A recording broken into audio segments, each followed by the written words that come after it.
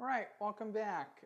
This week we're going to talk about interests in land, so real property, and I swear the next 3 weeks are going to be some of the most interesting and riveting material that you'll learn in your entire life.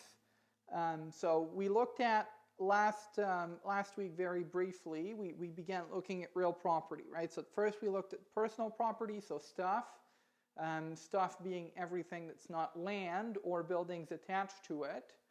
And we looked at, right, how you acquire an interest in stuff when you don't have one, namely by virtue of possession, right, finders of lost objects and all that, which eventually evolves into ownership pursuant to statutes of limitations. Subsequently, we started looking at interests in land, so real property as opposed to personal property. So now, yes, we look at land and buildings attached to it. And we looked at kind of similar principles as to how you can acquire an interest in land when you don't have one. Namely, again, by virtue of possession, which eventually, by virtue of statutes of limitations, can evolve into ownership. And that's true even though there is no question as to who the owner was in the first place. That's a significant distinction with personal property, right? For personal property, you could have lost property. Not the case for land, as we said, because there's a registry that's mandated by law for everyone to tell you that they own land and or buildings attached to it, again, and therefore you acquire that land not because it's lost, but by virtue of possession in a way that's adverse to the interests of the owner. For the next 3 weeks, we look at the other ways in which you can have an interest in land. So it was simple so far because we looked at ownership. We said, right, you don't have ownership if you do it simple. You can do whatever you want. That includes, right, giving someone possession, because that's one of your rights in that bundle of rights, through a lease. And you maintain your ownership interest because you have all of the rights. You grant someone one, you keep the other ones. All that seems very simple, right? In actuality, as we'll see, there are very arcane English rules as to what ownership means in the first place.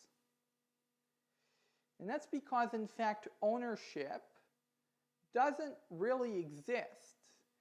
It would be simple, and that's mentioned in the case book quite elegantly, I think, if we had a system similar to that in Quebec, which springs from a French heritage, where stuff was written down, right? They thought it wasn't particularly efficient to have a bunch of judges, right, develop the rules as they went, and then some principle maybe somehow coming out of that, which was completely incoherent and hard to apply, and where no one really knew if it was going to apply to the following case or not because it was fact-specific, right? The French thought that doesn't really make sense, right? We can just write it down. We can just have a rule that says ownership is, right, the ability to enjoy land, the revenues from land, and possession of land. Now, that's not what we have in the common law, and therefore in Ontario. And so, there's no such thing as ownership as we simply laid it out previously. There's all sorts of permutations that are going to look a lot like ownership, hence why most people think they have ownership in the simple way that we defined last week, right? But which spring from that English history, where in fact you could not own land directly, you held it from the crown. And this is the first significant concept that we'll look at, even though everything I said so far is of course very important, right? So the crown had title to land, and then you had certain relationships. So, there was no ownership, I said, because the crown had ultimate ownership. That wasn't the magic word that was used, but it doesn't matter. Essentially, the crown had ownership. The crown owned everything. that was present in Britain, all the land. And so people had an interest that was granted by the crown because the ultimate owner was the crown, right? And therefore, the crown got to define the rights and privileges of person A, in my example, first landholder, right, in the hierarchy there, right? You could see it upside down. Person A holds it from the crown, so the crown gets to define the rights and obligations that are relevant to that relationship.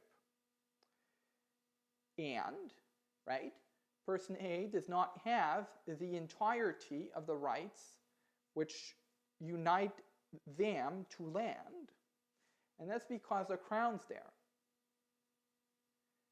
The crown still has an interest. It has ultimate ownership. It decides what the rights and obligations of A are, and so A, and A being just anyone, right, cannot have ownership because the crown has ultimate, right, ownership to the land.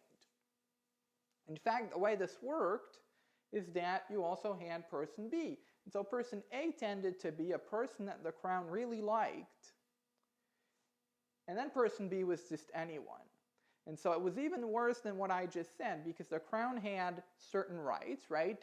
The main one being what we call right of reversion, the right to eventually acquire possession back because they are the ultimate owner, to use the language we used last week, which is not exactly correct.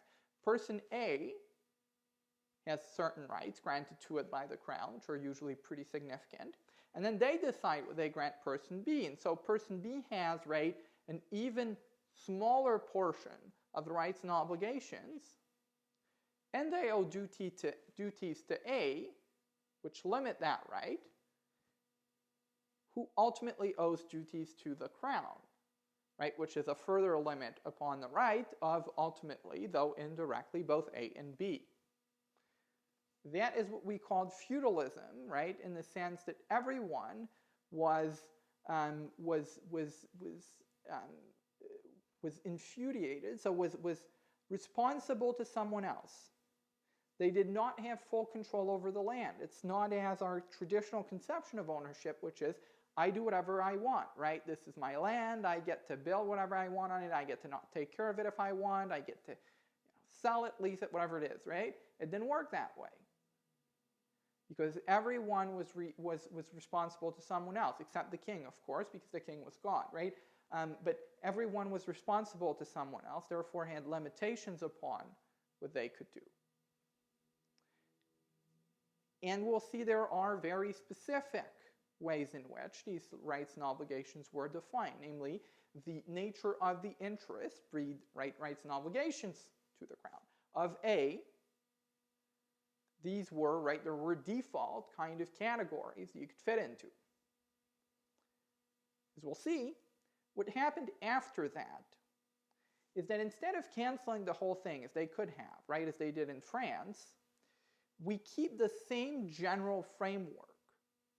Of course, it's no longer fair that A is a friend of the king, and therefore, right, they make a lot more money, and B is essentially an indentured servant because they only hold, right, a small proportion of the overall interest in land. They owe duties to A, who just sits on their butt doing nothing, getting money or whatever it is, right, crops from B.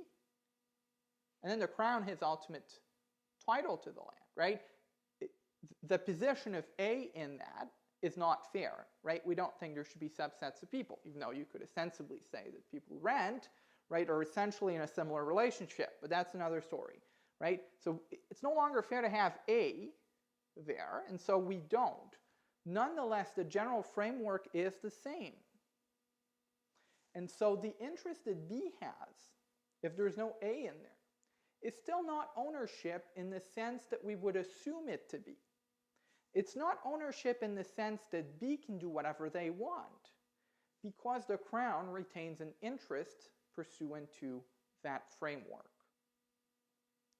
Therefore, B does not have full ownership, because there is no such thing. B has, as we'll see, what we call, right, a fee simple interest in land, which is very similar to ownership, because today the crown doesn't have much of that left, right? And for all intents and purposes, it looks a lot as if B had direct and full control over their land, hence why, right, people would assume that before they go to law school and get taught that that's not the case. The Crown, as a corollary of what I said, has a very limited right now, which is essentially a right of reversion being the right to get possession back if certain conditions are not met. As we saw in a lease, right? Lease is tenant gets possession for a certain period of time. Landlord maintains a right of reversion, namely a right to get possession back when the lease is over. The Crown retains today essentially only a right of reversion, get possession back, if certain very stringent conditions are met, namely that you die without heirs. And usually the definition of that is going to be extremely broad, right? They'll really look for someone in your family to give it to, right? They'll go far to people you've never met, you've never heard of, but eventually, if they can't find anyone in there, it will ultimately go to the Crown. And that's by virtue of the fact that that framework from English law, which, as we'll see, flowed from these this feudal system, these feudal obligations, remains in place as the overarching conceptual framework in common law interests in land.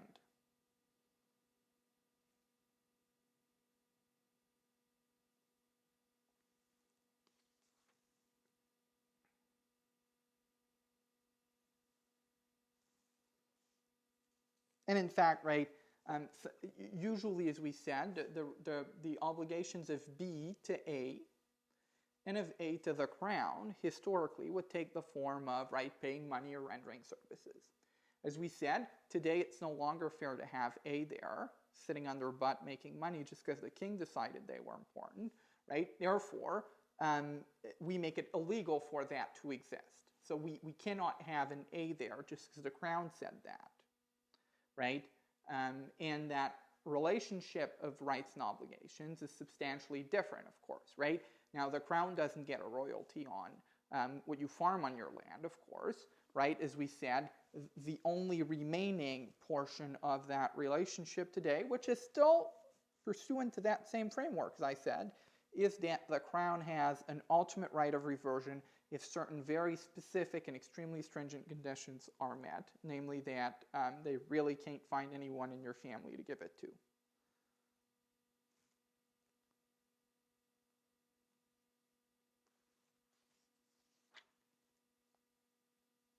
And the ability of the Crown is what we call is cheat, right? That's the ability of the Crown to get possession back if these very stringent conditions are met. All that is because, right, the people here in Canada, right, who set up our colonial legal system came from England. And so, right, when they showed up here, they didn't start from scratch. They had to have something, right? They couldn't just regulate themselves from day one and create a legislature, right, create a court system and all that. So they took the stuff they had in England, right, all that being subject to very complex and uninteresting rules, right? So you'll have a date as to which English law was imported, quote unquote, right, the correct word being received in Canada. And after that, of course, it's no longer being received, right? So whatever the Englishmen do to change their laws, that doesn't show up in Canada because the downloading process is over now, right? However, whatever's in there is in Canada and it's valid until it's been overridden by a Canadian either court or legislature. And that's why we have, right, this system. That's why we couldn't or didn't, in fact couldn't historically, right, design a system from scratch because it came from England, and therefore, even though we eliminated most features of that bizarre relationship between Crown A and B, even though we changed it a lot and eliminated most of the features, we still retain the overarching framework from that relationship because, right, it was downloaded into Canada through what we call reception.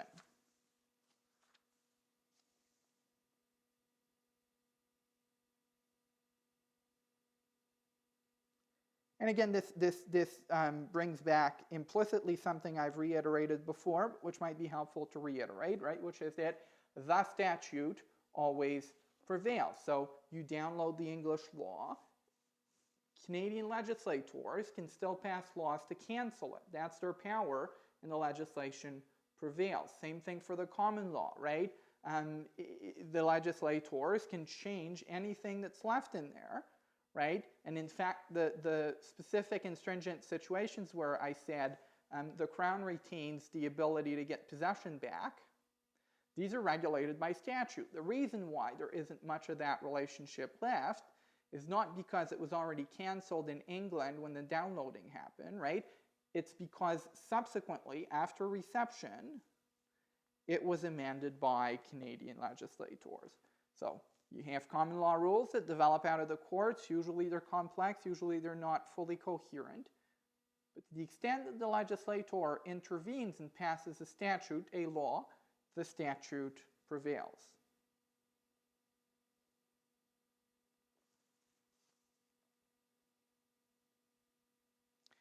You have a discussion briefly, I'm at page 215 now, of Csun, which was very well explained by the team who presented. I did not emphasize it to you when I covered the material because it's not that important for our purposes. Essentially, it was back in the days, right, namely 1600 England, there was a ceremony to know who owned the land. And so if you transferred your interest in land, right, you didn't go to notary to sign a deed because that wasn't a thing back then. So you had the ceremony whereby you ceremonially transferred your interest in land by, right, giving someone to the person, usually something of little value, right, like grass. And that kind of showed the transfer, kind of like, you know, when you buy a house and you go to get the deed executed, and then you get the keys, right? The keys really aren't anything, but they're a symbolic aspect of the control, the possession you acquire over the real property, right? Same thing back then. Ceremonially, it was shown that there was a transfer to someone by that ceremony, and it was helpful when, of course, you didn't have a land registry to give people knowledge that of who is the owner, again misusing the word, of that piece of real property. It's no longer necessary today. It retains some aspects of relevance. One of them is noted at page 215 in some way, and that is that historically, you were not seized of an interest in land if it was not what we'll see we call freehold estate, as contrasted to a leasehold estate. So if you had a freehold estate, so for now let's just say not a lease, right? Not a lease or some smaller. You had an action in rem. You had a real action, namely, you could go to court and get the court to kick out the person that was on your land. That's a real action. You don't get money from that person or another form of compensation as you do in the law, right? If someone cuts off your legs, you don't get your legs back. The court system doesn't have legs, so they give you money, right? This is the distinction there. An action in rem, a real action is you get the stuff back. And it was the same thing for personal property, right? If you had an interest that was not a lease, you could get the actual thing back. In contrast, if you had a leasehold estate, you only had a personal action. You could sue someone, but generally you didn't get the thing back, and that was true for personal property as well. As you can imagine, right? People have personal property that they don't own for one reason or another. Might be lended to them, might be rented to them, right? Namely, lended to them in exchange for money. same thing would happen. They wouldn't have a right to get the thing back itself.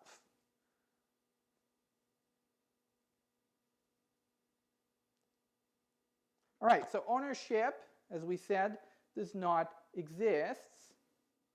What exists is an estate in land. Estate meaning a form of interest in land, the relationship between you and the land.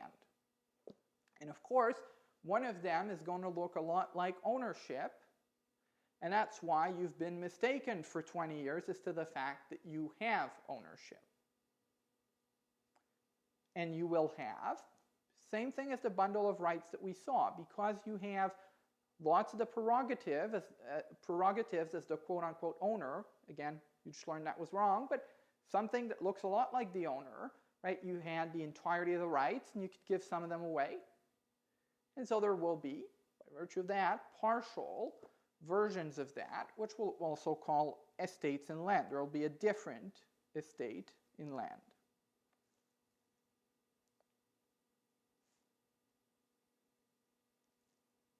So estate just means interest, right? Estate just means the relationship, the property relationship. As we said so far, property is the relationship, not the thing. Relationship between you and the thing. The estate is the relationship between you and the land. Estate in land, estate being the relationship, right? The property relationship between you and the land. And this is where the tough and interesting stuff is going to start. Because we'll learn what the estates are, and we'll see it's actually quite complicated. So, the main one, the big one, which you've been mistaken about so far, is what we call the fee simple. The fee simple being the thing that is so extensive, the most extensive estate in land. It's so extensive that you've been mistaken for 20 years as to the fact that it's ownership. So it looks a lot like ownership, and it goes to, as we'll see, the magic words being very, very important. A being whoever the person is, right? A and his heirs. So A gets the interest. A gets the relationship with the land. You'll see nothing's being reserved. So the person giving it to them, in the book it's O, right? Doesn't matter. O sells it to A, right? Doesn't matter what the letter is. A gets it from O again. You'll see this is extensive. It's to A and his heirs. It's not to A and his heirs to use for 15 years only, right? It's to A and his heirs. It's extremely extensive, therefore, right? You've been mistaking it for ownership, as we said, right?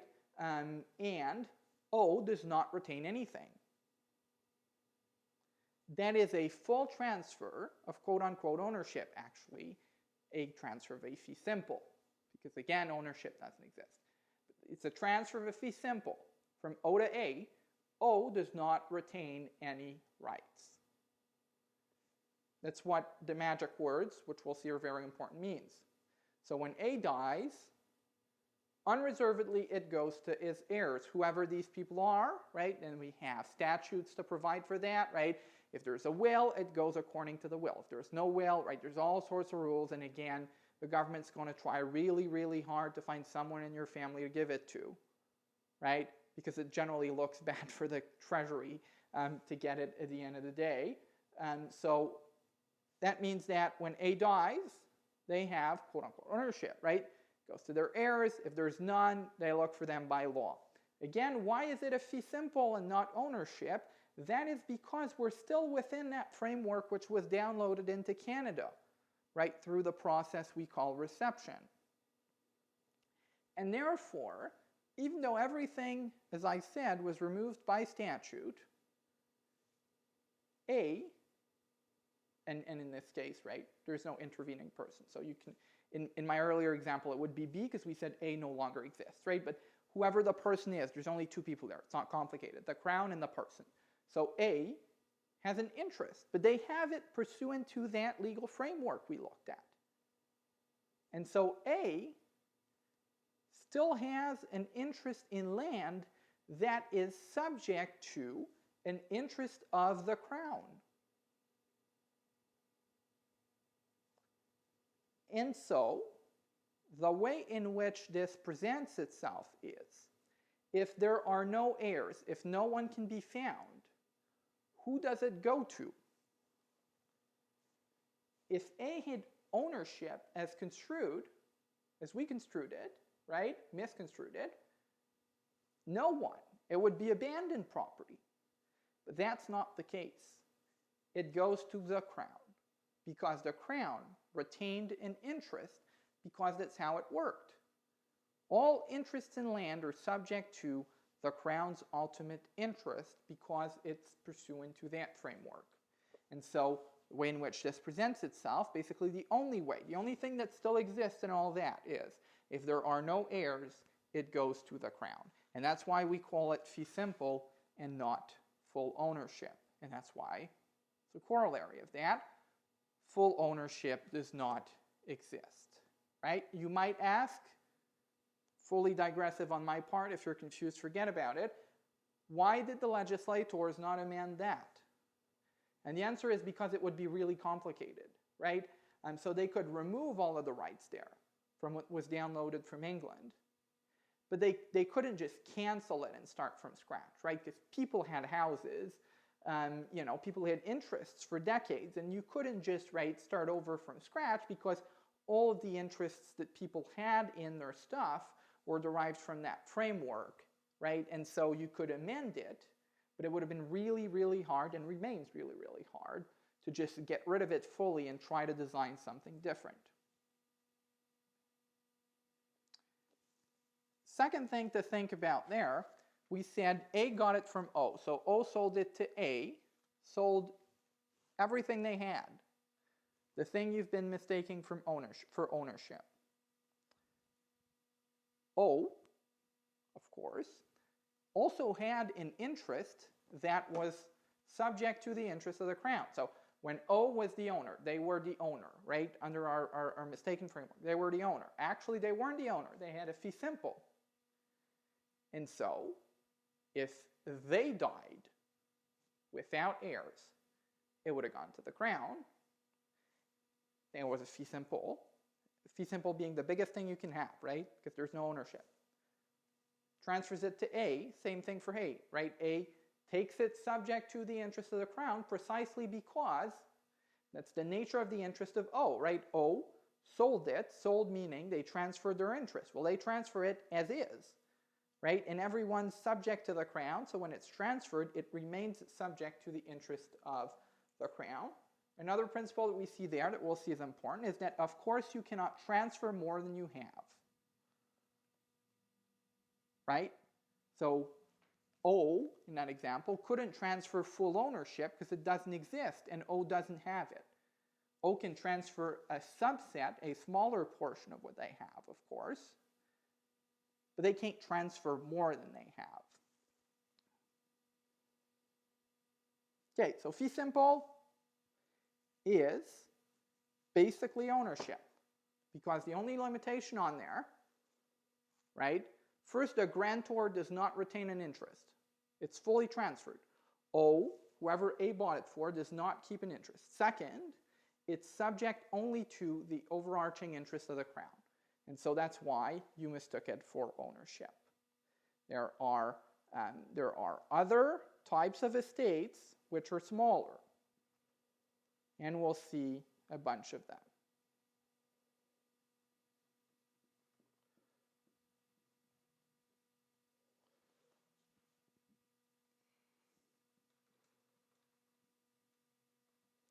Okay, so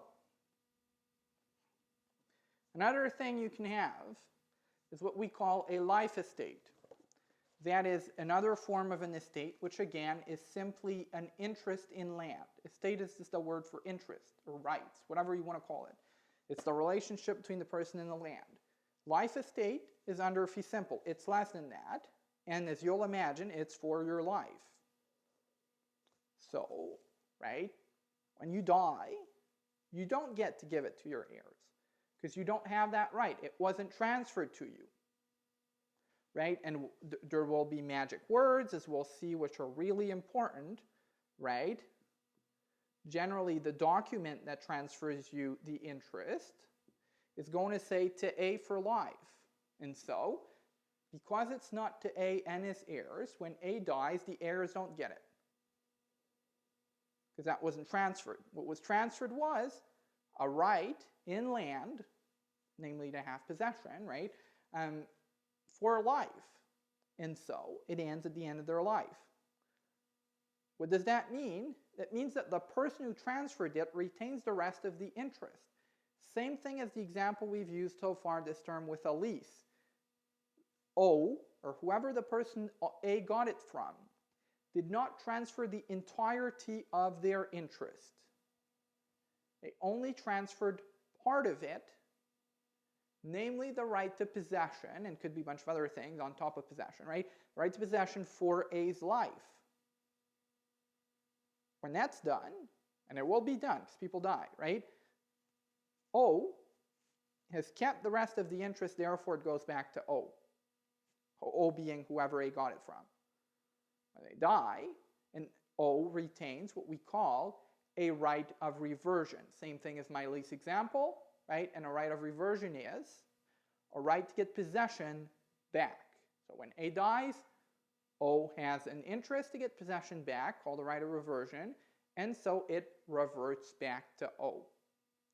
And in that example, you've got two people involved, because O has a fee simple. They've got the whole thing. They transferred to A only a life estate, only an interest for life. And so O retains an interest. And so with respect to that land, two people have an interest. The bundle of rights was split. O has an interest, a right of reversion, a right to get possession back in the future. And A has a life estate, a right to get possession now and until they die.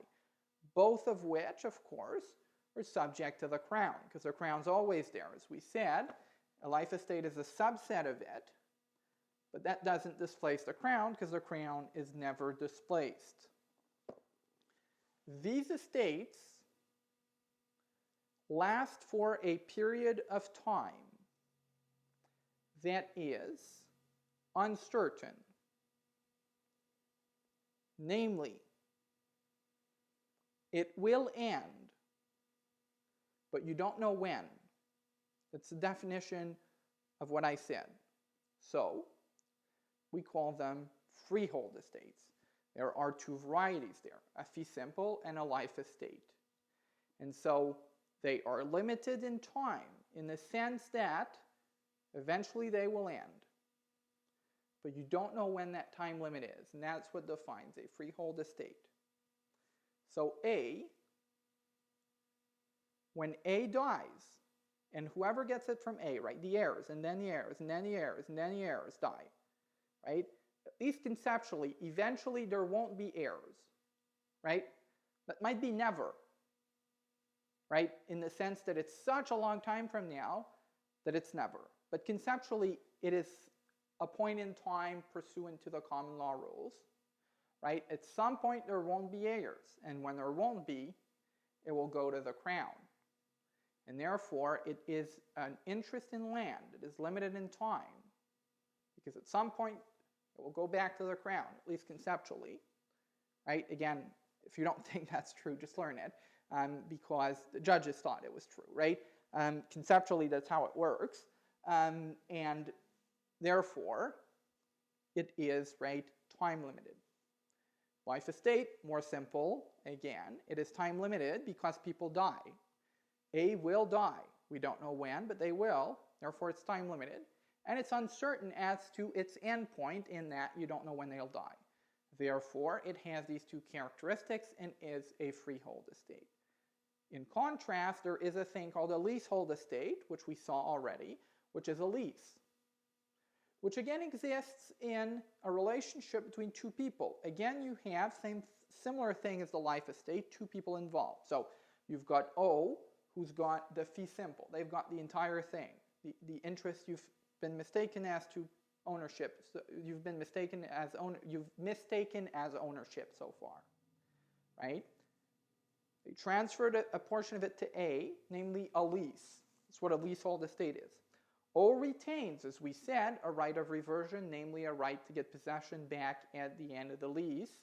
Therefore, similar thing as the life estate, you've got two people involved. You've got A, who's got a leasehold estate, an interest in land to get possession, and O has the rest of the bundle, which is a right of reversion, a right to get possession back at the end of the lease. When you combine the two, you have a fee simple, which O had before they gave part of it away.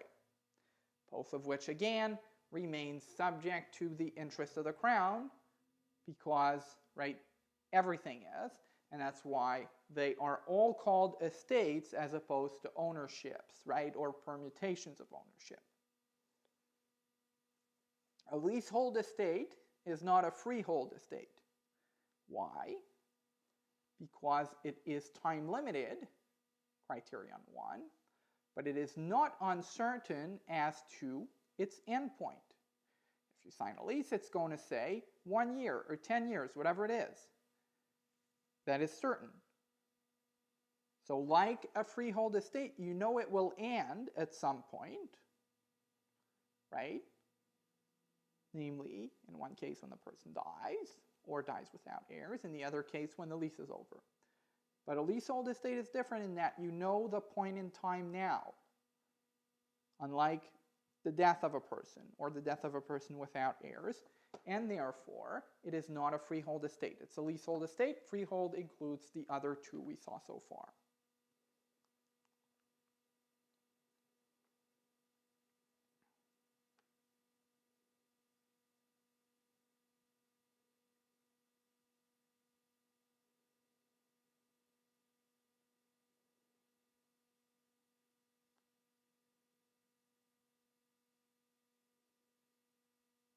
Okay, so, and all that is at pages 218 and 219, again, that being extremely important, Probably the two most important pages of the book. The magic words are important, The way in which you know what A got is by looking at the piece of paper A got it from. So O, the person A got it from, is going to give it to A. They're going to go to a lawyer's office, And then there's going to be a document that's going to say what they get. And that's where the magic words are important. If the magic words are used, then you know what it is. If it's to A and his heirs, you know that A has received from O a fee simple. That's important because then you know what A can do with it. And you know that O has not retained an interest because they've transferred everything they had.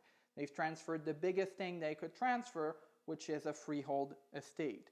If the magic words are different, if it says to A for life, then you know it's a life estate. Why is that important? Because you know what A got, and you know what O still has, by virtue of the fact that O did not transfer the entirety of their interest.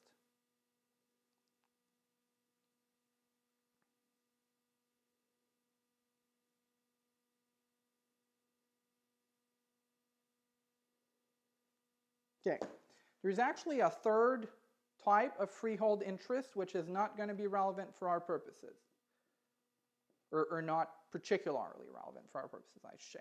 So again, freehold in contrast to leasehold, freehold includes the two we saw. So I said there is actually a third one, which is a fee tail, which has the same characteristics, hence why it's a freehold estate, and that interest is going to be different in that it's going to be a specific types of heirs. And that was important back in the days when you didn't want people to marry, to have sex before they marry, essentially. So it's going to say to A and heirs of his blood. So namely to A and not illegitimate children of a marriage if A decides to have sex before they get married. That was a purpose of it. So it wasn't to A and his heirs, therefore it wasn't a fee simple, therefore it wasn't the whole thing. Therefore O, the person who granted it, if that was too quick, you can pause me, that's the advantage, therefore O, the person who gave it, retains something. And that is the right to get possession back if the heirs are illegitimate. So it's going to be to A and heirs of his blood. If the heirs are not of his blood, if he has illegitimate children only, there's no one to give it to, and it reverts to O because, as a corollary of that, O has kept an interest. Kind of like a life estate, of course, a lesser interest because it's more likely that someone will die than that someone will die without legitimate children, right? But O gets it back because they retained an interest, which again is called a right of reversion. And again, the magic words are important, right? So it's going to say, and the heirs of his body, and that's how you know the nature of the interest that was conveyed. And generally, the reason I said that that's not important is because, of course, today we have statutes that prevent that, right? Because we think it's wrong, right? We think it's morally objectionable to distinguish between children by virtue of, right, the kind of parental relationship to which they were born, right? Historically and very recently, there were distinctions, right? You would get less child support, say, if you were born to unmarried parents. That is generally no longer the case, right? All these distinctions because we think it's wrong, right? Because you're essentially penalizing the children in law for something that they had nothing to do with.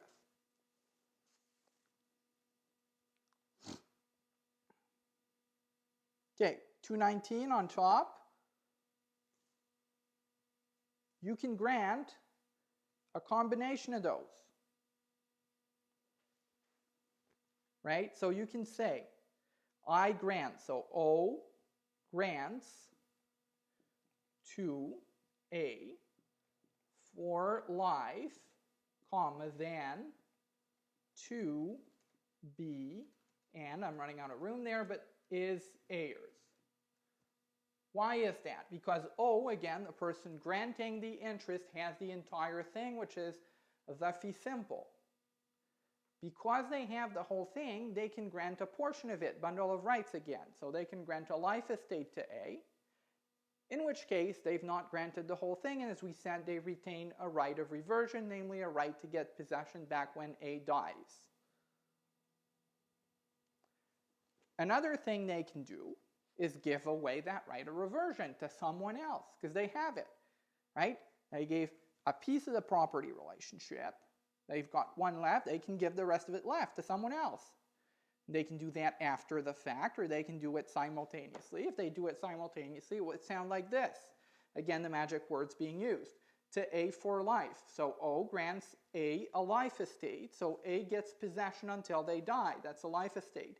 Then to B and is heirs. So what happened there? The right of reversion, which O had, which O retained, because A only got a life estate. I won't explain again why, because I just did a couple times, right? So A gets a life estate, O retains the reversion until they don't, which is now because they said to B and is heirs, than to B and is heirs. So what did they give B? They gave B the rest of the thing. They gave B the right of reversion. When A dies, it will go to B and is heirs. And is heirs meaning, by the way, that it can be after B died. So if, right, B dies, there's no B. Then A dies. A's interest, which is a life estate, ends because their life is ended and their interest is limited by the duration of their life. Then it goes to the heirs of B, right? This and this don't mean that there has to be a B at the time of A's death, right? Or conversely, in that example, right, with the crown. So, B gets a reversion, which is what O would have left. So in that example, and as I said, that can happen later on, right? They can give the right of reversion later on, and then, right, same thing happens. O, which is, O has nothing left. They gave it to A for life. A got a life estate. O kept the right of reversion. Now they just gave it away. O has nothing left because they gave two bundles, and the two things together are what they had in the first place, which is a fee simple. So O, in that example, is out of the picture. Unlike in my two earlier example of a life estate and a fee tail, O is out of the picture because they don't got nothing left, right? They gave it all to A and B. and when A dies, right, it will go to B and its heirs. And you can make that even more complicated, right? You can say to A for life, then to B for life, then to C for life, then to, right, D and heirs of his blood only, then to, right, you can combine those as much as you want.